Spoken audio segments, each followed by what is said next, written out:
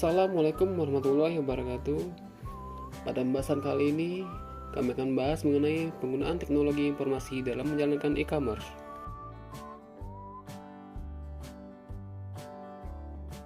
Baiklah, sebelumnya, perkenalkan, kelompok kami terdiri dari 3 orang. Yang pertama Ahmad Alhamedi, yang kedua Yuzi Saputra, dan yang ketiga Vicky Kusdirindo.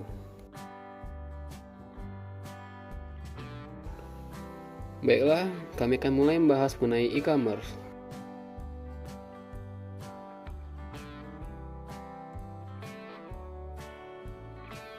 E-commerce adalah suatu cara berbelanja atau berdagang secara online atau direct selling yang memanfaatkan fasilitas internet, di mana terdapat website yang dapat menyediakan layanan get and deliver.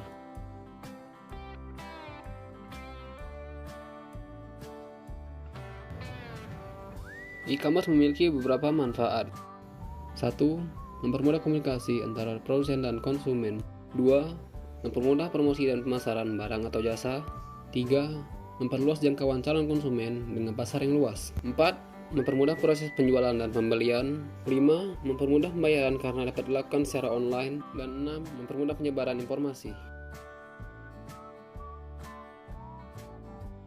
Hambatan dalam menjalankan e-commerce. Yang pertama adalah kepercayaan. Kepercayaan di sini merupakan hambatan yang sangat menonjol dalam perdagangan elektronik, karena di negara kita sendiri lebih percaya menggunakan transaksi face to face atau pembelian secara langsung dibandingkan dengan menggunakan transaksi secara online.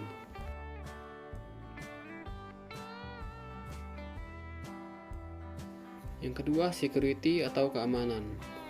E-commerce sangat rentan sekali dengan kriminalitas di internet, karena data-data kita bisa saja dihack oleh orang-orang yang tak bertanggung jawab. Yang ketiga, membutuhkan biaya yang sangat tinggi. Dalam membuka usaha online, tentu membutuhkan biaya yang sangat tinggi. Biasanya dilakukan oleh pebisnis level atas, namun tidak menutup kemungkinan pebisnis level menengah ke bawah dapat melakukan hal tersebut.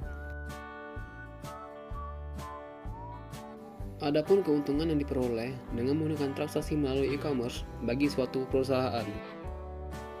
Yang pertama, meningkatkan pendapatan dengan menggunakan online channel yang biayanya lebih murah. Yang kedua, mengurangi biaya-biaya yang berhubungan dengan kertas, seperti biaya pos surat, percetakan, report, dan sebagainya.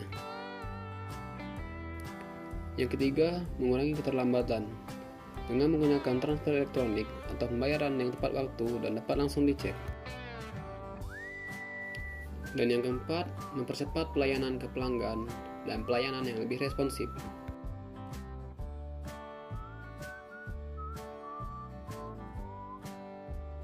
Pengelompokan e-commerce. Ada beberapa cara pengelompokan transaksi e-commerce. Salah satunya adalah dengan melihat siapa partisipan dalam transaksi e-commerce. 3 kelompok besar e-commerce. 1. Business to business. B2B e-commerce meliputi semua transaksi elektronik, barang atau jasa yang dilakukan antar perusahaan. Umumnya e-commerce dengan jenis ini dilakukan dengan menggunakan EDI, Electronic Data Interchange, dan email dalam proses pembelian barang dan jasa, informasi dan konsultasi, atau pengiriman dan permintaan proposal bisnis. Contoh website e-commerce B2B adalah Busy dan Raleli. 2. Business to consumer. B2C adalah jenis e-commerce antara perusahaan dan konsumen akhir. Hal ini sesuai dengan bagian retail dari e-commerce yang biasa dioperasikan oleh perdagangan retail tradisional.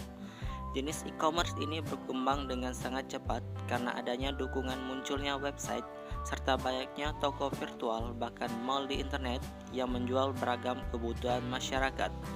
Beberapa website di Indonesia yang menerapkan e-commerce tipe ini adalah Bineka, Beribenka, dan Tiket.com. Consumer to consumer. C2C merupakan jenis e-commerce yang meliputi semua transaksi elektronik barang atau jasa antar konsumen. Umumnya transaksi ini dilakukan melalui pihak ketiga yang menyediakan platform online, untuk melakukan transaksi tersebut. Beberapa contoh penerapan C2C dalam website di Indonesia adalah Tokopedia, Bukalapak, dan Shopee.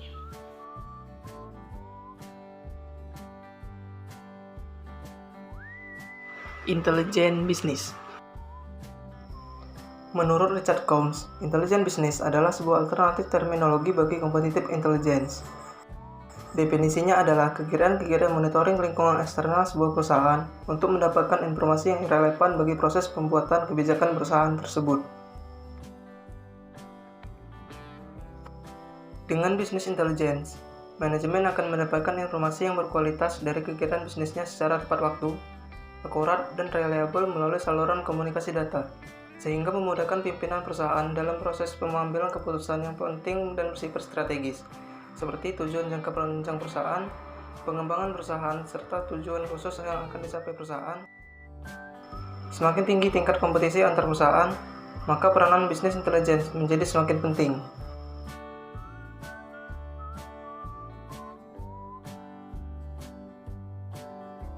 Strategi e-commerce. Strategi e-commerce merupakan formulasi dan eksekusi visi perusahaan baru atau perusahaan yang sudah beroperasi, yang bertujuan untuk melakukan bisnis secara elektronik.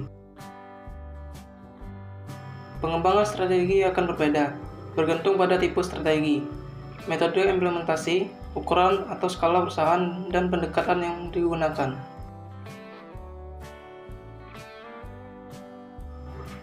Fase proses perencanaan strategi terdiri atas: pertama, inisiasi strategi. Kedua, fase formulasi strategi. Ketiga, implementasi strategi. Keempat, penilaian strategi.